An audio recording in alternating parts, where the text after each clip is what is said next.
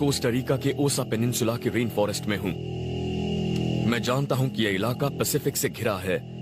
अगर मुझे कोई नदी मिल जाए तो मैं उसके साथ साथ समंदर तक पहुंच जाऊंगा और तब मुझे शायद कोई इंसानी बस्ती मिल जाए। जमीन पर मौजूद पेड़ और झाड़ियां ज्यादा घने होते जा रही हैं और उनके बीच से गुजरना मुश्किल हो रहा है।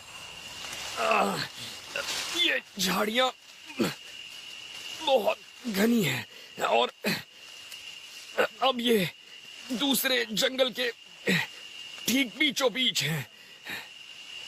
ऐसे जंगल में दिशा भटक जाना जानलेवा हो सकता है। इस इलाके में होने वाली 5 में से करीब 1 मौत इसलिए होती है क्योंकि सैलानी हड़बड़ाकर भटक जाते हैं। इन झाड़ियों के बीच से निकलना बहुत मुश्किल हो रहा है, पर मेरे लिए ये रास्ता फायदेमंद है क्योंकि ये पहाड़ी से नीचे जा रहा है और दूसरी बात, यहाँ कभी इंसानी बस्ती होती थी, तो हो सकता है कि यहाँ से मुझे बाहर निकलने का कोई रास्ता मिल जाए। 10 साल पहले अधेड़ उम्र की एक अमरीकी महिला रेन फॉरेस्ट में अकेले ही हाइकिंग के लिए निकली थी। वो रास्ता भूल गई, गिर गई और घायल हो गई। चल फिर ना पाने की वजह से वो वहीं अटक गई। हालांकि उसे ढूंढने वाले दल में 90 लोग थे, पर जब उसे 2 हफ्तों बाद ढूंढ निकाला गया तब तक उसका शव सड़ चुका था। मेरे पास अगर कोई बड़ा छुरा होता तो मैं कुछ ही घंटों में ये सब काट देता, पर मेरे पास फिलहाल बस एक चाकू है, इसीलिए काफी वक्त लग सकता है। मेरे हाथों में घाव होने लगे हैं, देखिए छाले पड़ गए हैं। ऐसे तो बात नहीं बनने वाली है, मुझे कुछ और करना होगा।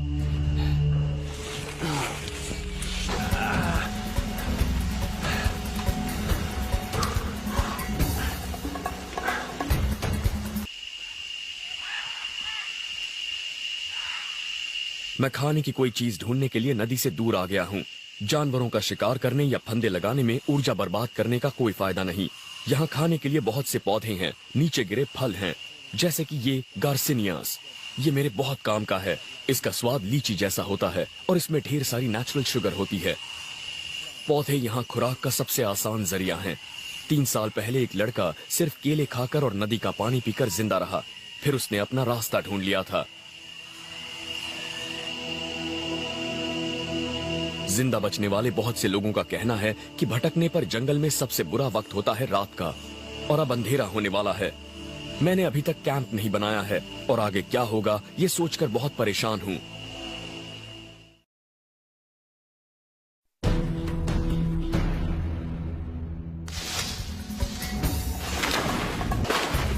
मैं कोस्टा रिका के रेन फॉरेस्ट में हूँ और मुझे बाहर निकलने का रास्ता ढूंढना है। डिसेंट्री डायरिया का एक बिगड़ा हुआ रूप है। शायद मैं इसका शिकार नहीं हुआ हूँ, शायद मेरे पेट में कोई वायरस चला गया है। हो सकता है मैंने गलती से किसी बैक्टीरिया या जानवर के मल को छू लिया हो। मुझे यकीन है कि मैंने कल जो पानी पिया था वो साफ था, लेकिन इसने मुझे याद दिलाया कि मुझे और ज्यादा सावधान होना चाहिए। पानी में बहुत से वायरस और माइक्रोब्स होते हैं, इसीलिए हाइकिंग पर जाने के दौरान हमेशा पानी साफ करने वाली गोलियां ले जाइए। पर कभी कभी किस्मत आपका साथ नहीं देती।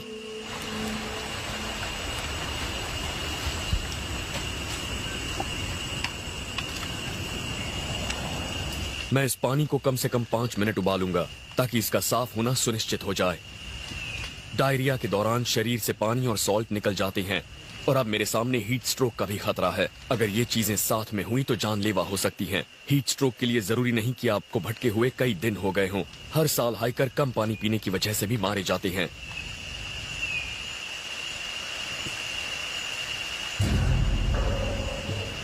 अब मुझे अपने पेट को ठीक करने वाली कोई चीज ढूंढनी होगी।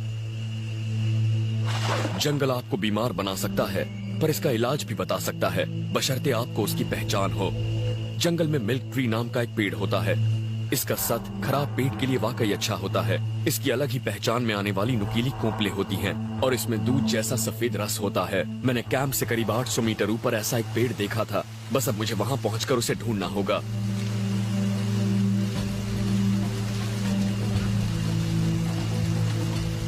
इस तरह से चढ़कर ही मैं जल्द से जल्द ऊपर पहुंच पाऊंगा। शरीर में ताकत नहीं है, पर मैं जंगल में भटकते हुए आधा घंटा बर्बाद नहीं करना चाहता। शुक्र है इस चट्टान पर पकड़ने की कई जगहें हैं। लेकिन एक बार फिर पानी मुझे रोक रहा है।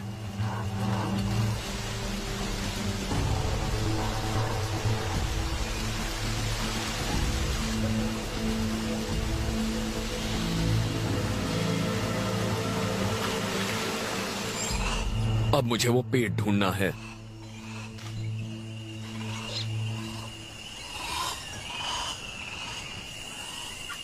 हमारे इस्तेमाल की करीब आधी दवाइयां रेन फॉरेस्ट के पौधों से ही बनाई जाती हैं। पेन किलर आइब्यूप्रोफेन को मंकी लैडर ट्री कहलाने वाली इस बेल से निकाला गया था। बस जाहिर है कि आपको यह पता होना चाहिए आप क्या ढूंढ रहे हैं, और मैं इसे ढूंढ रहा हूं। ये एक छोटा सा मिल्क ट्री लग रहा है, और इसे कुदरती मिल्क ऑफ मैग्नीशिया कह सकते हैं। ये पेट के लिए वाकई अच्छा होता है, और इससे मुझे थोड़ी ताकत मिलेगी। इसकी पहचान आप इस खास तरह की पत्तियों से कर सकते हैं। ये देखिए, इसकी कोंपलें भी ऐसी नुकीली होती हैं, और जब आप इसे तोड़ेंगे तो इसमें से ये दूध जैसा रस निकलेगा। इस छोटे पेड़ के पास ही एक बड़ा मिल्क ट्री भी है, जिसकी छाल अलग ही है। ये दिखने में आमी कैमोफ्लेज जैसी लगती है। आमतौर पर आपको ऐसे दुधिया रस वाले पौधों को खाने से बचना चाहिए। ये इसके जहरीले होने की निशानी है, पर मैं जानता हूं कि ये पेड़ जहरीला नहीं है। ये एक तरह का लेटेक्स है, और ये आपके पेट को ठीक करता है। कमाल है, इसका स्वाद बहुत ही क्रीमी है। मेरी हालत जल्दी से ठीक होनी चाहिए, वरना आगे जो चुनौतियां आएंगी उनका सामना करना मेरे लिए मुश्किल साबित होगा।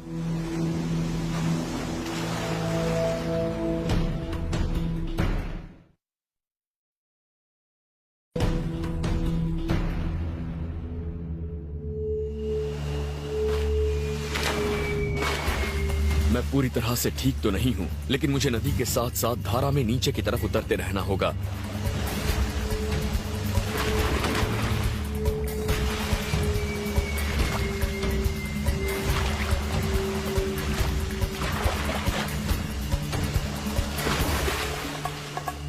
मैं नहीं जानता मैंने कितनी दूरी तय की है, पर लगता है कि मैं आगे बढ़ रहा हूं। लेकिन इससे थकावट भी हो रही है, और दूरियां तय करने में काफी लंबा वक्त भी लग रहा है। पेट खराब होने से मुझे कमजोरी महसूस हो रही है, और मैंने पिछले 2 दिन से ठीक से कुछ खाया भी नहीं है। मैं जानता हूं कि जंगल में अंधेरा बहुत जल्दी छा जाता है, इसीलिए मुझे कैंप और खाना ढूंढना होगा। मैं ये भी जानता हूं कि आज मैंने ज्यादा फासला तय नहीं किया, इसीलिए मुझे जंगल में एक और रात बितानी होगी।